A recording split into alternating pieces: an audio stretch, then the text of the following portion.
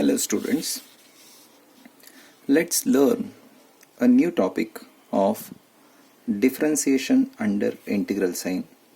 In short, it is called as DUIS. I'll explain first of all the working procedure and then we'll see some examples.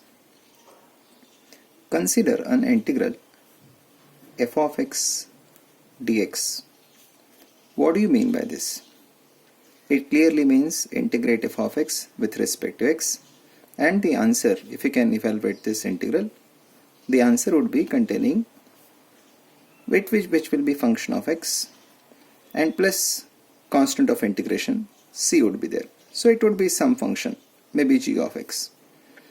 If I write an integral f of x dx within the limits a to b, so this will be free from x and there won't be any constant of integration c as such. But if I consider an integral between the limits a and b, it is f of x comma alpha dx. So what would be its answer? The answer would be certainly free from x, free from constant of integration, but would be containing alpha. So instead of denoting this integral by I alone, let's denote it by I alpha. So now, if you can solve this integral using any known method, get it solved. What do you mean by known method? Integration by parts, substitution, partial fraction, or any typical integral which you have seen before in 12th standard. I repeat, if you can solve this integral using any known method, get it solved. If you are unable to solve this integral using any previous methods, then only think of using DUIS. Now what is the rule of DUIS? Here we consider a simple case of DUIS rule where the integral limits are purely constants. Here the integral limits are not functions of parameter. This alpha is constant and this is called as parameter. Every constant is parameter, every parameter is constant. So here we discuss a problem with single parameter first of all, and then we'll have some examples with more parameter as well.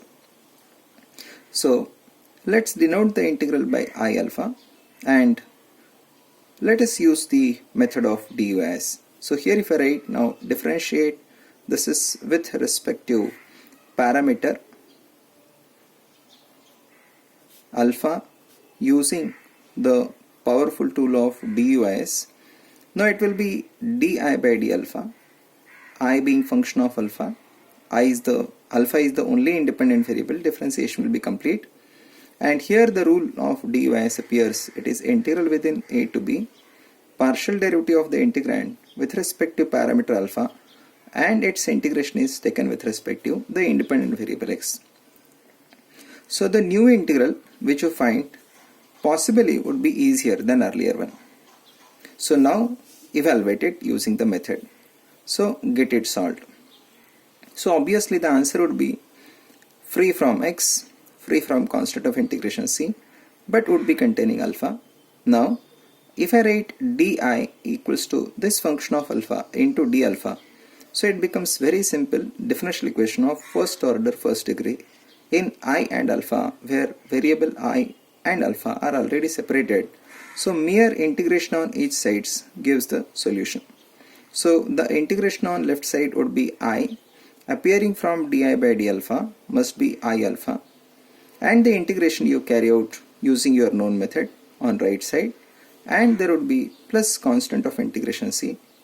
Now to know value of c, we'll have to impose a condition on alpha. So here in this case, you choose your alpha in such a way so that your I alpha becomes simple. Now what is the meaning of I alpha is becoming simple?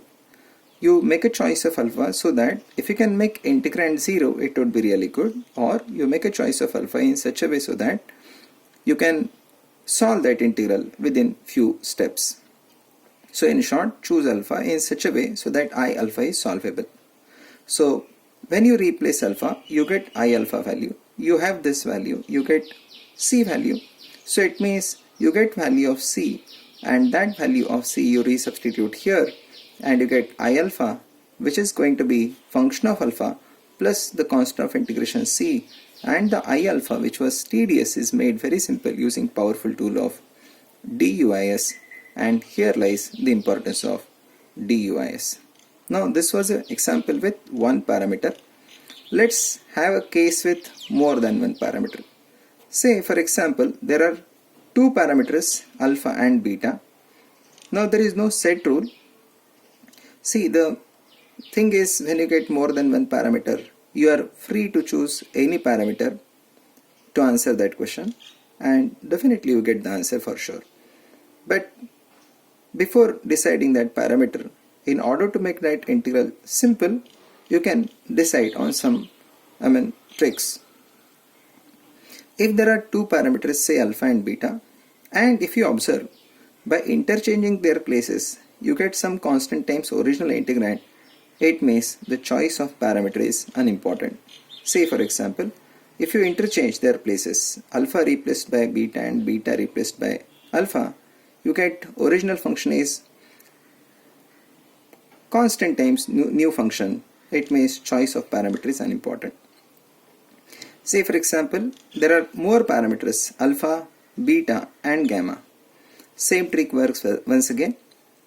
If you replace alpha by beta, beta by gamma, gamma by alpha, and by doing so, if you get constant times same integrand, it means choice of parameter is unimportant. But if you don't get constant times same, it means choice really matters. So in such cases, before you decide on parameter, you do some rough calculation and check with which choice of parameter the calculation would be more easy, and accordingly decide on parameter. It's also quite possible there are more than two parameters, say alpha, beta and gamma.